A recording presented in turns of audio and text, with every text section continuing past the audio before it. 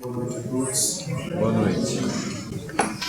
Que a paz do Mestre Jesus possamos envolver a todos agora e sempre.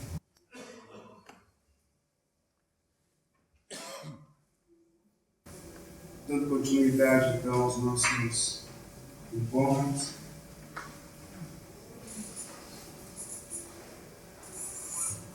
Gostaria apenas de relembrarmos que o nosso encontro de março foi referente à observação da importância da mediunidade para cada um de nós, o quanto que a mediunidade é importante e fundamental para cada um de nós médiuns. No mês passado, nós começamos a trabalhar um pouco a parte do fortalecimento do trabalhador, buscando projetar ânimo, buscando apresentar os instrumentos de ânimo. Nesse mês de maio, nós vamos dar continuidade a isso, trabalhando em cima das bem-aventuranças e do jejum.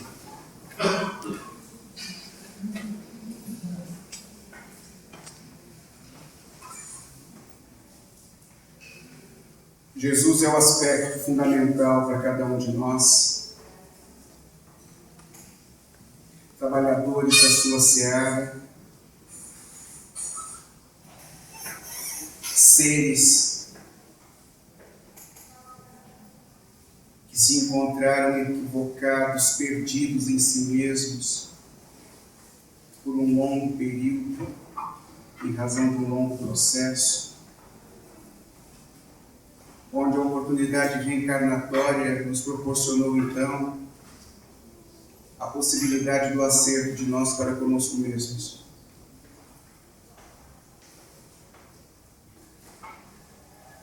A oportunidade ímpar de operar em seu nome, a oportunidade ímpar de revivermos, obedecidas às proporções, as mesmas coisas e momentos que os apóstolos viveram com ele. Jesus nos concedeu a oportunidade ímpar de verdadeiramente testarmos, exercitarmos e comprovarmos aquilo que se encontra existente nos seus ensinamentos, como sendo o semelhante como nosso instrumento de libertação. Então Jesus tem sido o nosso grande instrumento de auxílio, o nosso grande instrumento de recuperação. E de recuperação por quê? Porque ainda nos encontramos doentes. Demérito para cada um de nós? Não, porque neste orbe, até hoje, só um esteve doente. Dele para baixo, todos. Inclusive entre os 12 que o acompanhavam diuturnamente por 3 anos.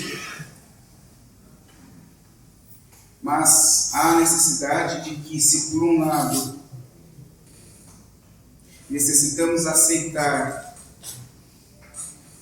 a existência da doença, mas pelo prisma do processo de recuperação com o qual nos encontramos envolvidos, há também a necessidade de interpretarmos que Jesus, inevitavelmente, não escolhe os capacitados, mas capacita os escolhidos. Então, inevitavelmente, nós nos encontramos num processo de avanço, num processo de crescimento, num processo de desenvolvimento, onde a casa espírita que nos foi concedida como porto seguro, para de onde de nossas casas para cá venhamos e daqui possamos voltar em muito melhores condições para nossas casas a cada dia, possa ser sempre interpretado como o próprio Evangelho que estudamos, o próprio Evangelho com o qual nos envolvemos. Você pode pegar durante todos os dias do ano, a mesma missão do Evangelho. A cada dia você a verá de uma maneira diferente. Naturalmente, a interpretação então é do quê? De acúmulo de informações que vai permitindo com que o teu julgamento, o teu senso crítico, a tua capacidade de ponderar aumente. E se ela aumenta, naturalmente, o horizonte se abre. Mas não podemos nos esquecer que há necessidade de tratar e de curar o doente, que é cada um de nós, para que seja possível operar mais e melhor em nome do nosso Senhor Jesus Cristo, cujo nome não pode simplesmente ser interpretado como algo que se fale de boca cheia, mas cujo nome necessita ser interpretado como aquele a quem se tem o prazer de servir. É o chefe. Servir ao chefe. E que chefe? Um chefe que reparte, não que mande. Um chefe que divide, que não tem interesse em guardar para si as informações, divide e potencializa o processo em razão da divisão que se fez. E temos sido nós, aqueles, a nos encontrarmos envolvidos com a oportunidade de servi-lo da melhor forma possível. Mas, de novo, a doença precisa ser reprimida. Então, se buscarmos Joana de Ângeles na sua enciclopédia psicológica, nós a encontraremos dizendo de uma maneira muito clara. Como tivemos a oportunidade na semana passada de dizer para os outros companheiros. Não há a mínima possibilidade de se interpretar a doença sem que a interpretemos sendo iniciada e gerada pelas problemáticas emocionais. O teu aspecto interno, o teu ser interior, você enquanto espírito, enquanto mente, enquanto emoção, é quem deflagra o processo, que viaja pelo perispírito e que vai se apresentar como decorrência do corpo físico. E Joana é clara de dizer que doenças tidas como artrite, hipertensão e diabetes, estas, para poder citar de maneira didática, porque se nós formos nos envolver com o estudo de outras doenças, esquizofrenia, transtorno obsessivo compulsivo, histeria, quaisquer doenças, todas começam na emoção. Todas começaram um dia na emoção.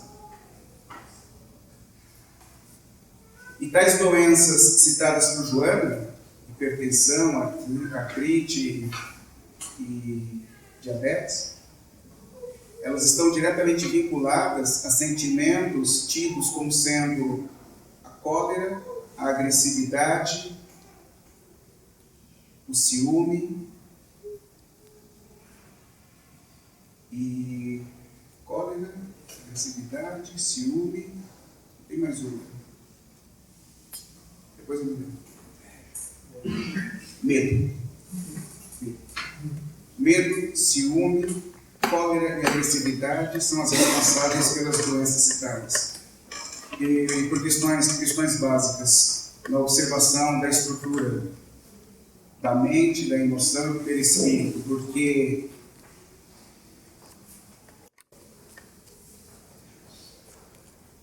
todas elas são condizentes a um negócio chamado medo. Quem tem ciúme tem medo de perder. Quem se encoleriza é porque, por antecipação, tem medo que o outro apresente argumentos mais lógicos.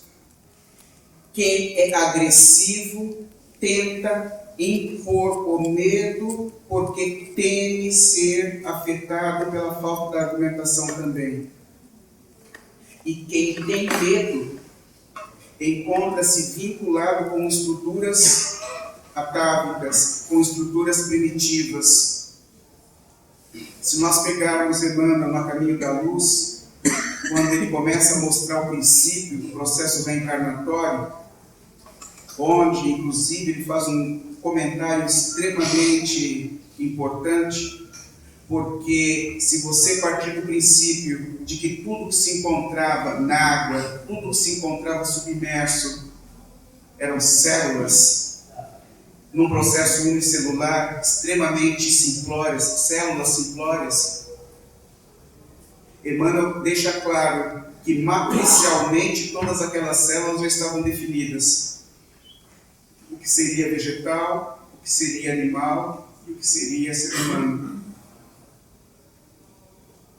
E se nós partirmos do princípio que mesmo entre estas células que acabam perfazendo um princípio primitivo de processo reencarnatório, nós interpretaremos que um espírito extremamente ignorante, que havia saído da faixa do princípio inteligente para o departamento de espírito, é aquele que se encontra vinculado a estas estruturas extremamente primitivas, extremamente simplórias, começando o processo de transferência ambiental para o espírito, que perfazeria então a estrutura do conhecimento.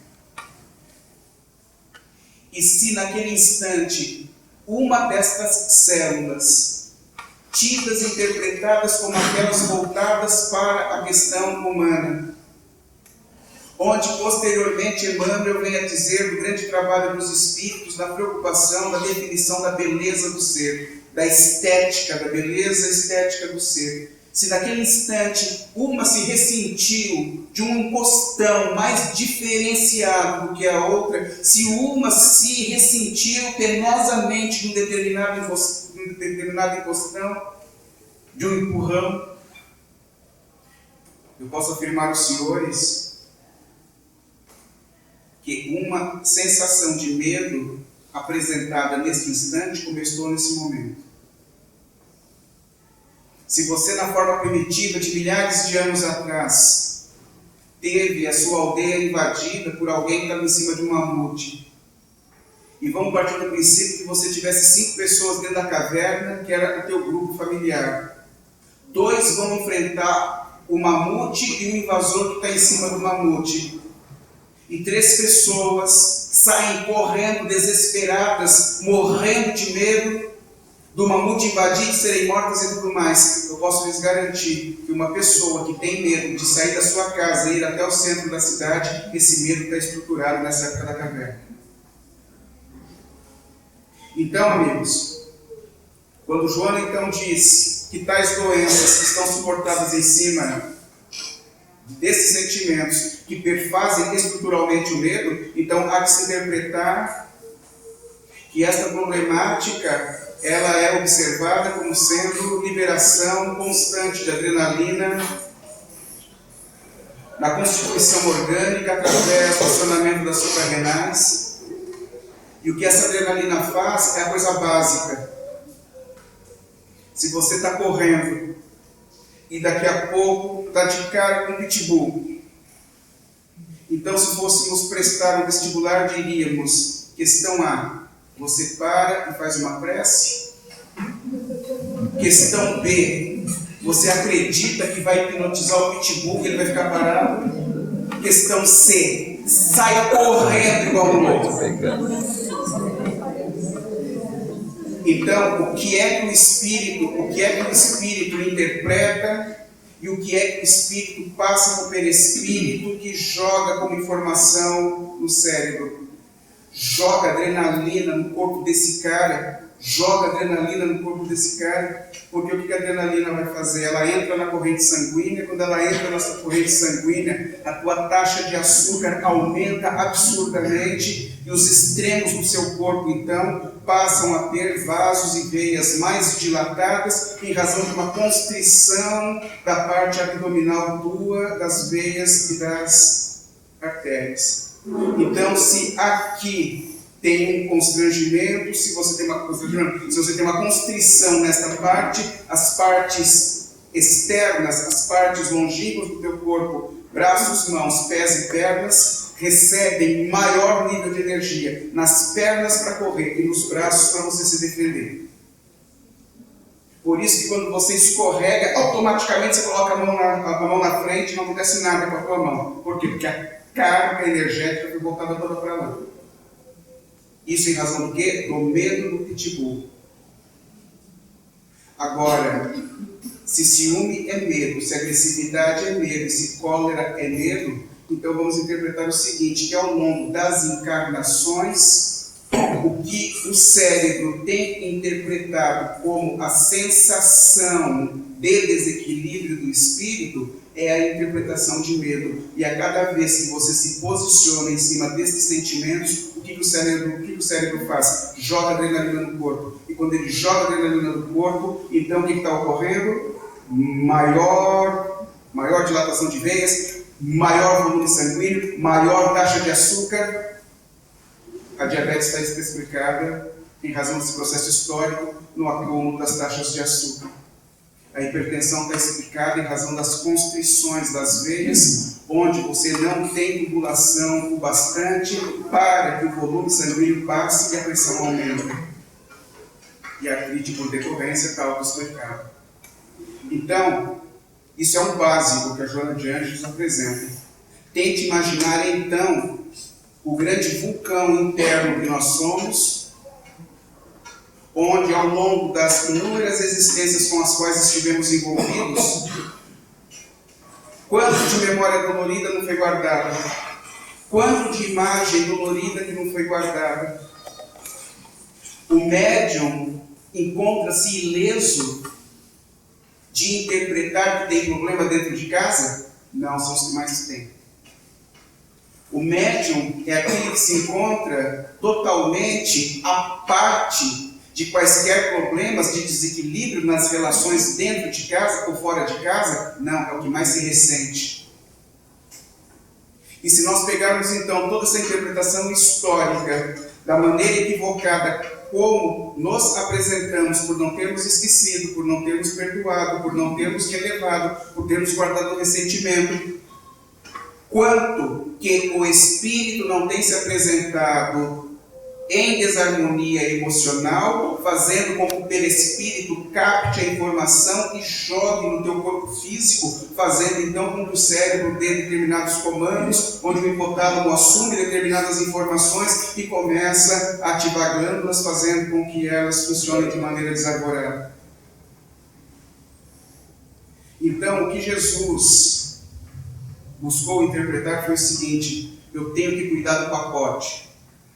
E eu não posso cuidar só do espírito, eu tenho que cuidar do espírito, do perispírito e do corpo físico. Por quê? Porque o processo reencarnatório é fundamental para esse espírito que se encontra perdido em si próprio. E eu preciso então montar algum tipo de estrutura que permita com que este espírito possa ir se recuperando de todas estas estruturas equivocadas que ele gerou em si próprio. Por quê?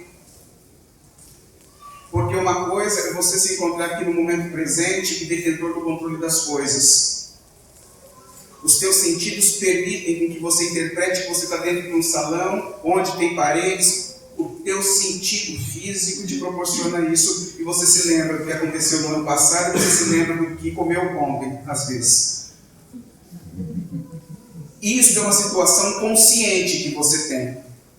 Mas toda a base de memória e as imagens condizentes a tudo que aconteceu desde o momento em que você foi criado simples e ignorante, encontra-se dentro de uma estrutura chamada inconsciente profundo, que está suportada em cima do self, ou seja, o mim mesmo.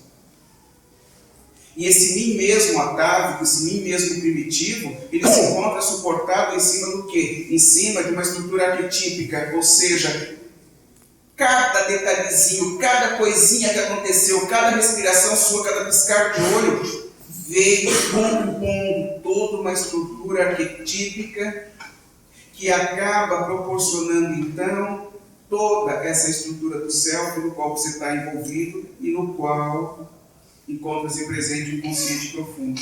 Nesse inconsciente profundo, então, encontram-se o quê? Todas as culpas que você assumiu em razão das bobagens que foram feitas. Quando a gente diz, então, que nós somos um vulcão interno, da mesma maneira que quaisquer vulcões que você tem no planeta, você olha do lado de fora, a montanha está linda, maravilhosa, tranquila, mas do lado de dentro o bicho está trabalhando, tá? Em ebulição, uma pressão absurda, de modo que de vez em quando entra em erupção.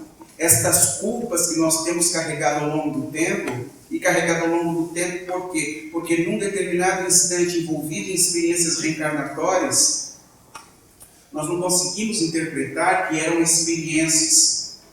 E nós passamos a valorizar demais o momento físico, o momento material, nos iludindo e nos entorpecendo imensamente.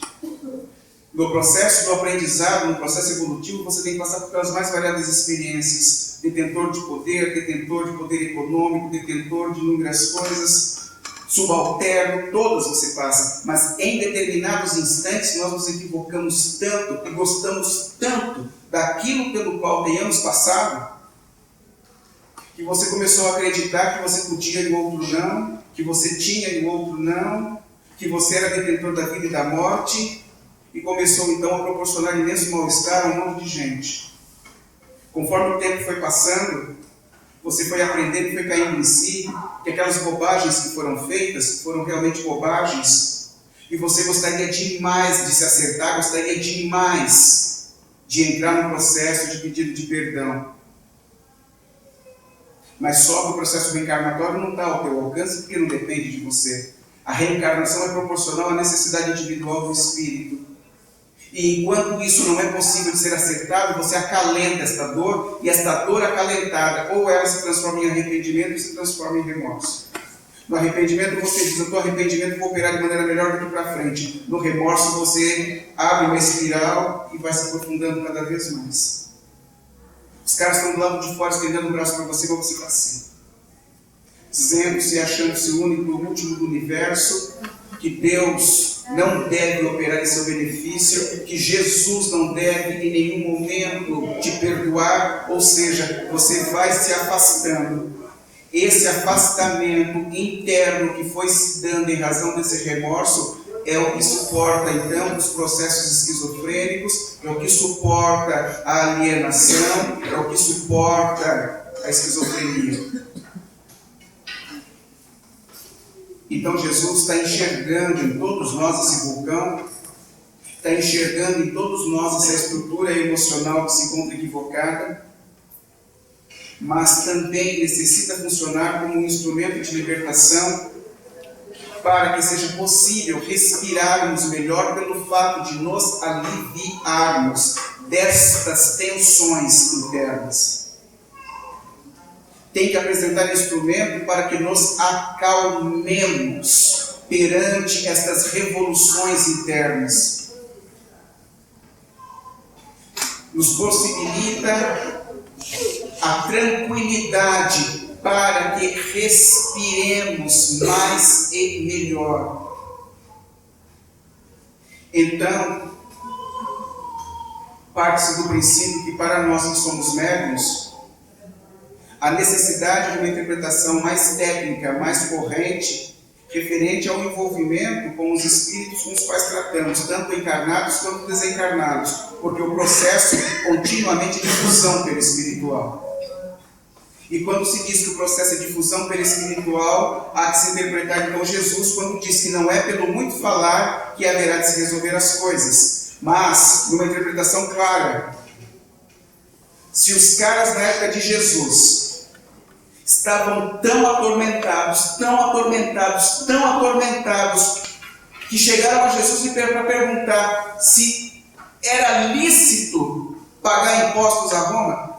Olha o nível da preocupação do cara. Olha o nível da preocupação. O cara está atormentado, se acabando por dentro, porque precisa pagar impostos a Roma.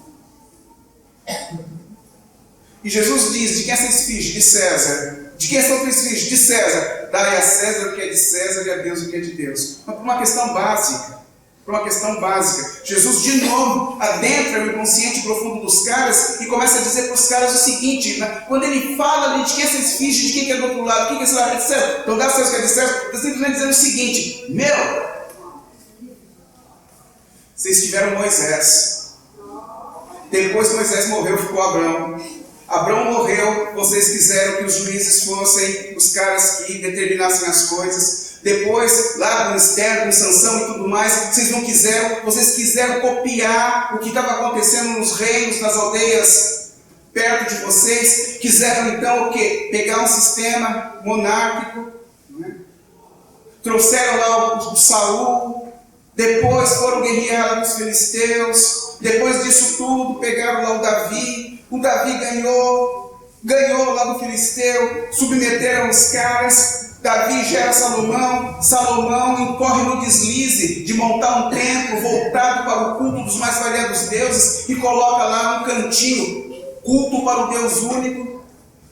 O Salomão morre, deixa o filho dele de novo numa questão dinástica, que é o Roboão. O Roboão faz parte das tribos do sul, tem o Jeroboão que faz parte das 10 tribos do norte. Os caras entram numa guerra civil, enfraquecem o reino. Quando eles enfraquecem o reino, os assírios dominam, Nabucodonosor domina, Alexandre o Grande domina, Roma domina.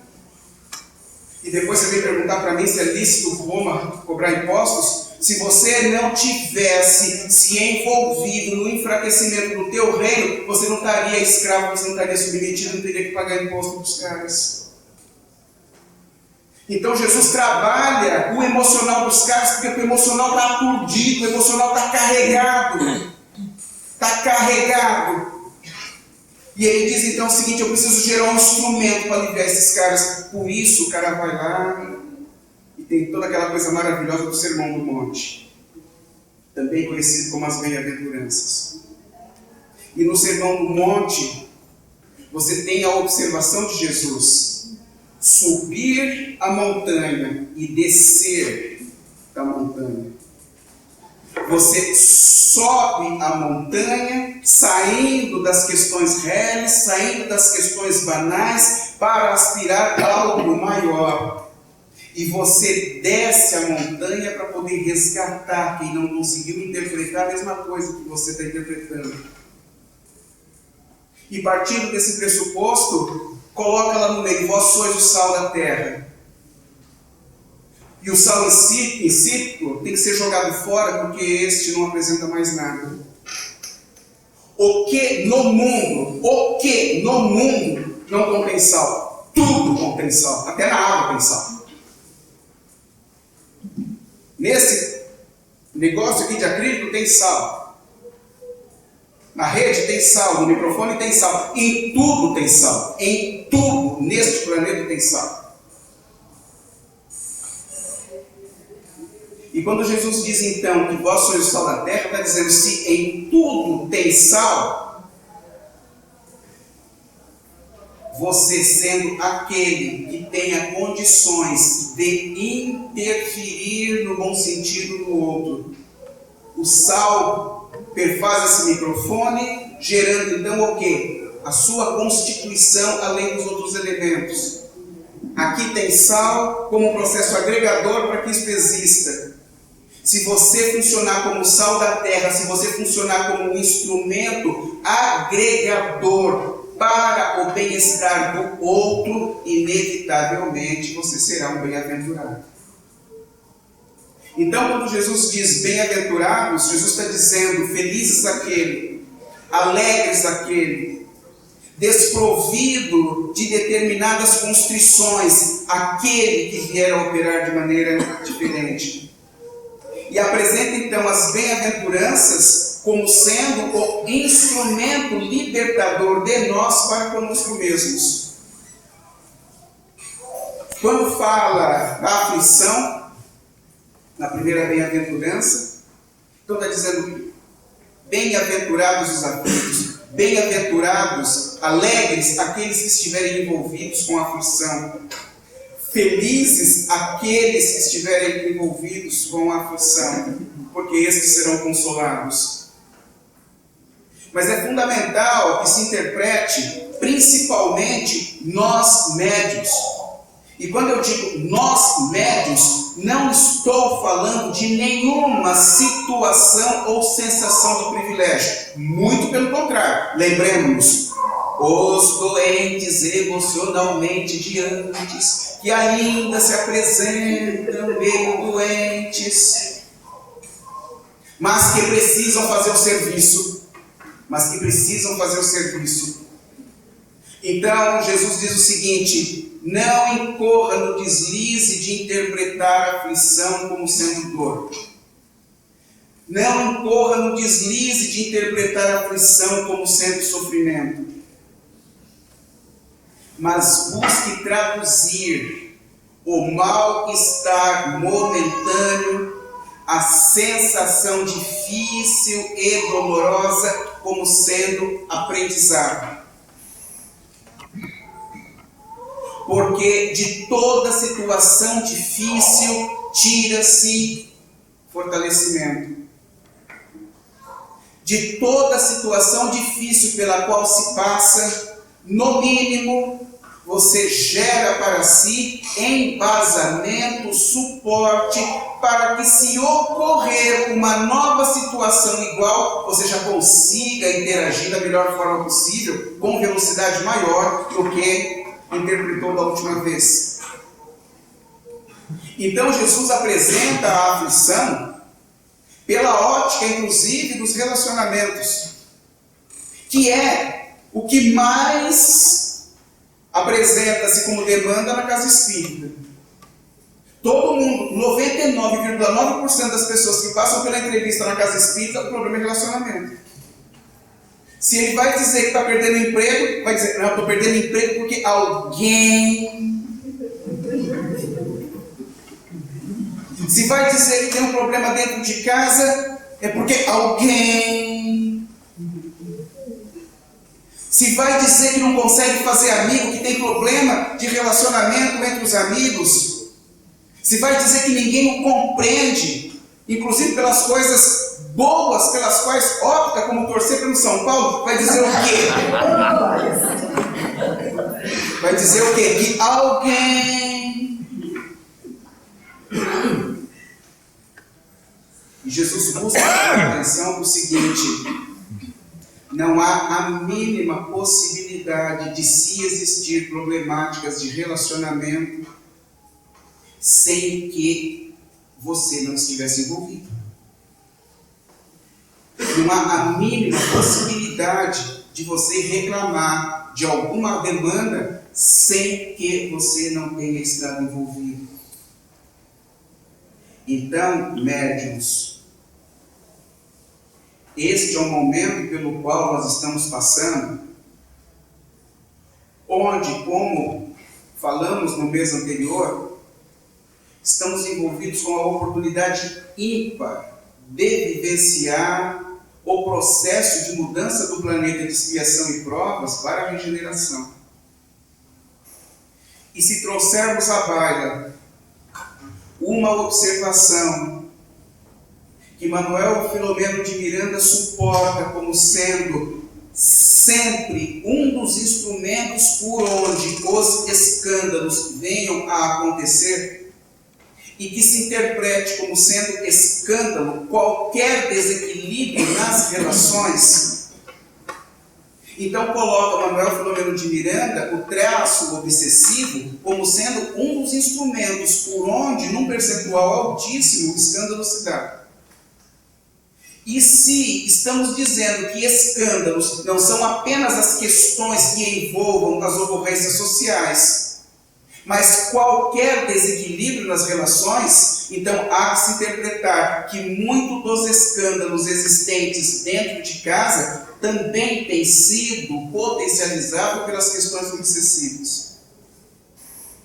E quando se diz que os escândalos existentes dentro de casa, interpretemos então o escândalo como sendo o quê? Como sendo desequilíbrio nas relações.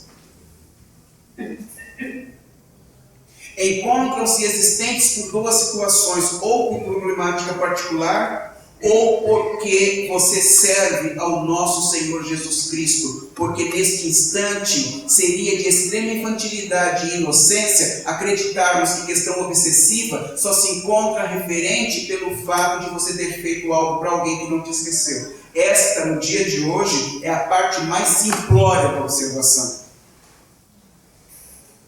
Quaisquer espíritos que busquem de alguma forma interferir de maneira desequilibrada nas questões de Jesus, vão procurar atingir o médium inevitavelmente. E muito disso vai ser interpretado como dor, vai ser interpretado como sofrimento. Porque teu filho não te considera, você fez tudo pelo cara, o cara não te reconhece, porque você não se dá bem com um determinado parente, porque você não se dá bem com alguém dentro de casa. E no final das contas, as problemáticas históricas que você mantém com este alguém, onde no processo reencarnatório não está sendo interpretado a oportunidade de refazimento nas relações, pelo fato de alguém vir a se apresentar de maneira mais calma, mais tranquila, voltado para a recuperação das relações, da confiança, da amizade. E por não se conseguir interpretar isto, vai se jogando na conta da dor e na conta do sofrimento, sem que se consiga interpretar as duas vertentes ocorrendo. As duas problemáticas de relacionamento histórico que vem se mostrando de maneira desequilibrada e que neste instante surge como oportunidade de refazimento, e a necessidade de obedecermos a Kardec quando diz que não existe obsessão sem que o hospedeiro permita, ou seja, o fato de você se ressentir penosamente do que está acontecendo, colocando-se na posição de vítima, abre porta, abre frequência para que o chamado obsessor potencialize a problemática, aumentando o nível da dor e do sofrimento. Então, quando Jesus trata sobre a aflição, está dizendo: bem-aventurados aqueles que segurarem o leão à unha. Meu, você não sai todo dia da tua casa para trabalhar com aquele jargão dizendo: eu mato um leão por dia no escritório. Você aceita pegar o leão à unha no escritório e está reclamando de pegar a unha dentro de casa?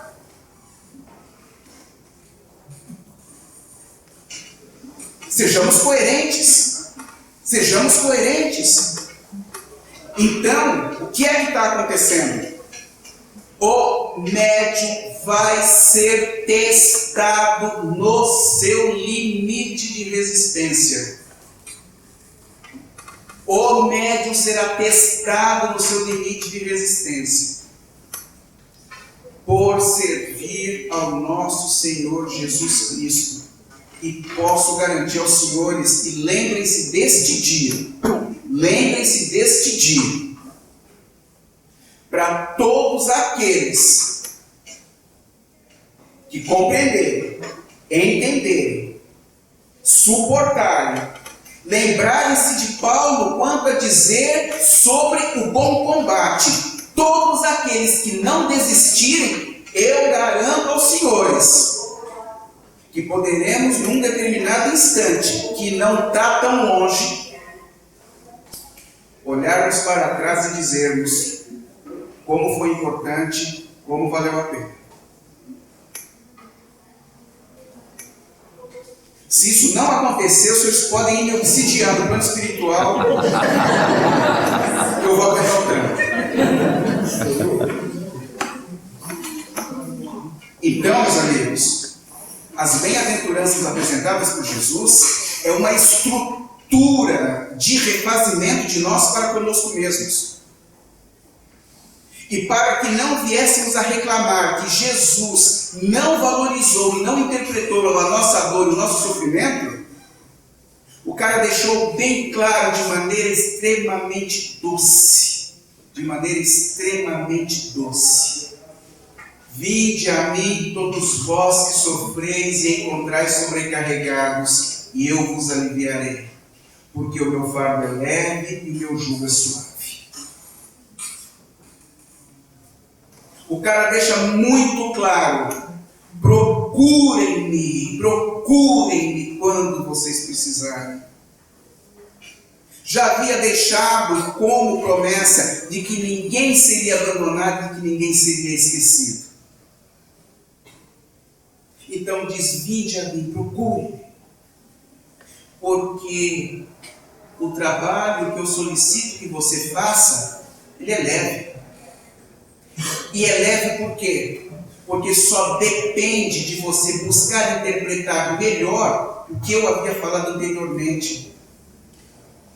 Ama o teu semelhante. Faça pelo outro aquilo que você gostaria que fosse feito para você. Eu não quero saber das tuas resistências emocionais. Eu não quero saber das tuas resistências emocionais. Eu estou te dando a chave do cadeado para que você se liberte das amarras, se liberte das correntes. Então, se as tuas resistências internas, quanto a começar a se abrir para o outro, no sentido de começar a desconstruir o que você construiu. E o que foi que você construiu? Uma interpretação equivocada daquilo que ele te fez um dia. Uma interpretação equivocada daquilo que ele te fez um dia. Porque daquele a quem você reclama tanto, que está dentro de casa hoje, você não para pensar que a filha que você diz que não te respeita, que a filha que você diz que é grossa, que a filha que você diz que te distrata, que a filha que você diz que não te respeita, e que você deu tanto carinho, que você criou da melhor forma possível, você não sabe se ela foi a pessoa que você abandonou na encarnação anterior, e que por ter sido abandonada, jamais te perdoou por aquilo que você fez.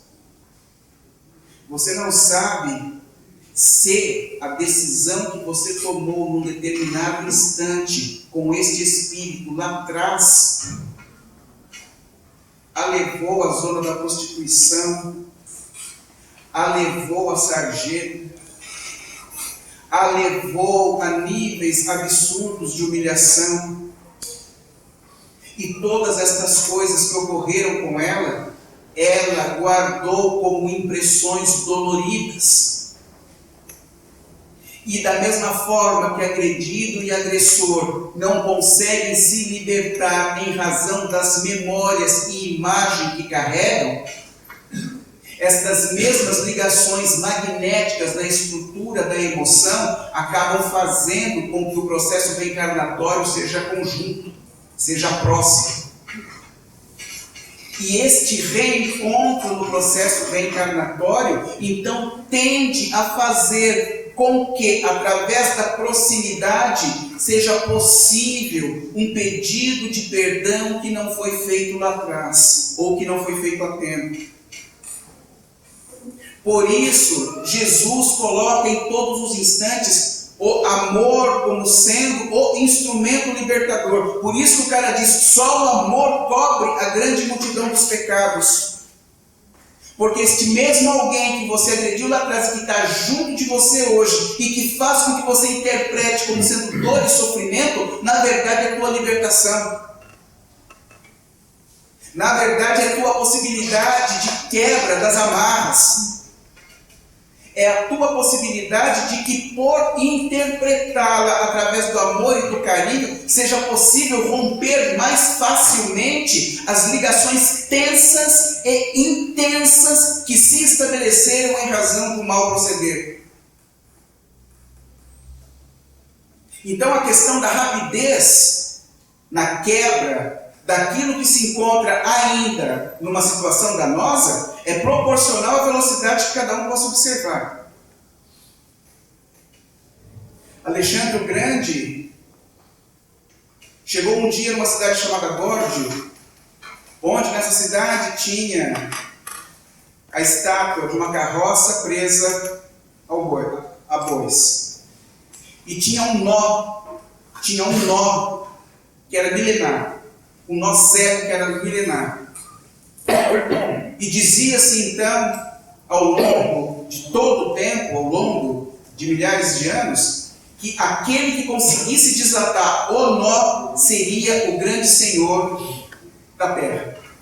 Seria o grande senhor do planeta.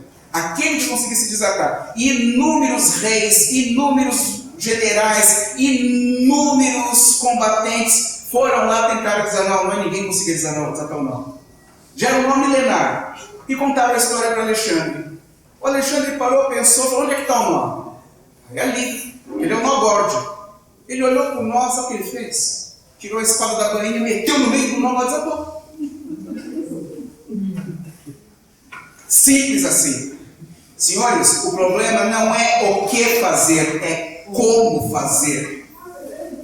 O problema não é aquilo que você interpreta como sendo a problemática existente dentro do teu lar. O problema é como lidar com isso. E o como Jesus ensinou através do amor.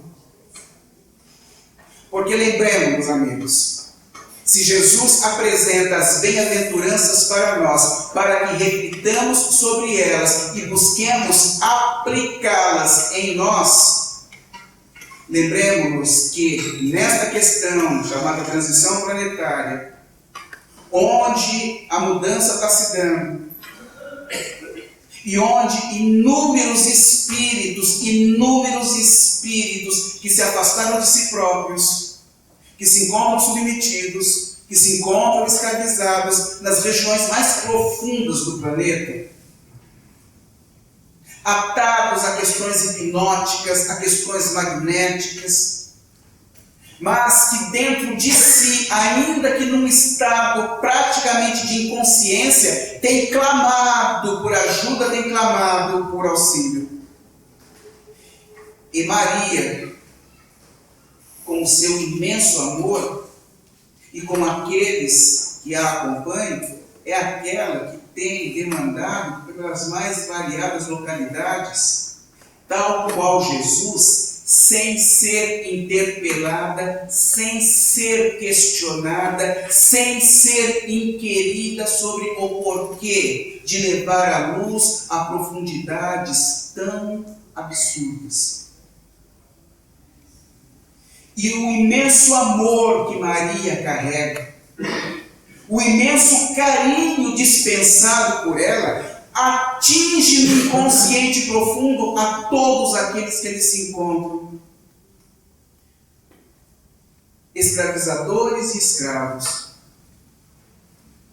Porque o seu amor, em afetando o inconsciente profundo, resgata então memórias que se encontram lá no fundo, resgatam imagens que se encontram lá no fundo, e essas imagens dotadas de imenso carinho, de imenso amor e de imensa alegria, jogam para cima aqueles que se abandonaram e que se encontram equivocados, culpando a Jesus pelo fato de terem saído dos seus planetas.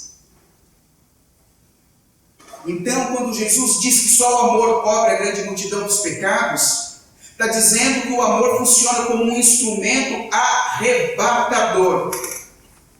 O amor funciona como um instrumento que, se apresentado, que, se oferecido, que, se ofertado, não tem como não dar certo. Não tem como não dar certo. Por isso que não podemos desistir de ninguém. Por isso que, se, como se costuma dizer, a prova está dentro de casa, não desista, porque o amor cobre a grande multidão dos pecados e ninguém resiste à intensidade do amor. Então, como falar de aflição pela ótica de dor e sofrimento, se o que Jesus nos tem apresentado é a libertação? Como se falar de dor e de sofrimento por aquilo que se esteja passando, se o que não ocorreu até nesse instante é buscarmos nos envolvermos no esforço para interpretar melhor a Escritura? Então, senhores, as bem-aventuranças, elas funcionam como um instrumento libertador. E por funcionarem como um instrumento libertador, é o que permite com que nós, médicos, possamos então, envolvidos, sequiosos por aprender, interessados e envolvidos com o desejo e o querer ardente de compreendermos cada vez mais isso, pelo fato de começarmos a interpretar o próximo como sendo o nosso instrumento de libertação, porque é através do próximo que será possível exercitarmos as bem-aventuranças.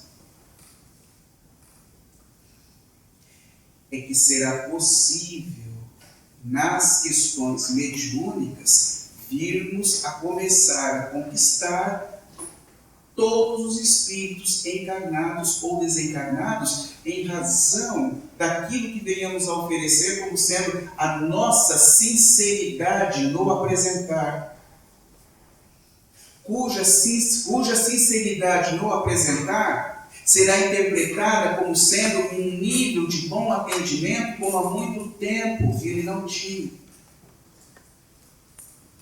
E se ele se ressentir deste bom atendimento apresentado por nós, não na forma, mas por aquilo que se projeta tal qual Jesus o fez, porque o doente, você não vai pegá-lo pelo raciocínio que ele não consegue entender. E como todo mundo está doente, e se pela verbalização ele não vai concatenar o que você estiver falando, e você tem que pegar o cara pelo físico, que é o que Jesus fez. Expandia o seu perispírito, transferia a doação através do fluido vital, envolvia, conquistava a todos aqueles em razão da doação que oferecia. E a pessoa não tinha como não se ressentir disso. Por isso que quem teve a oportunidade de se envolver com Jesus jamais o esqueceu, em razão daquilo que recebeu. E se o que nós transferimos, obedecidas as proporções, funciona da mesma forma, então aqueles que pudermos atender haverão de se ressentir beneficamente disso e haverão de nos interpretar pela essência, ou seja, pela sinceridade que apresentamos e não necessariamente pela forma com a qual nos apresentamos. Então, amigos, a primeira das bem-aventuranças tem que ser interpretado como um nível de fortalecimento gerador de ânimo para a continuidade na perseverança, em nome do nosso Senhor Jesus Cristo e em nós mesmos.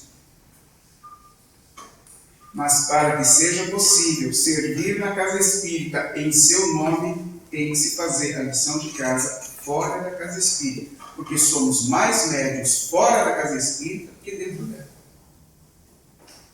Então, meus amigos, parece que as bem-aventuranças a gente vai ter que continuar no mês que vem, porque não deu para falar sobre todas elas no dia de hoje. Mas na semana do mês que vem a gente continua a tratar sobre as bem-aventuranças, continua a tratar sobre o jejum. E permaneçam firmes.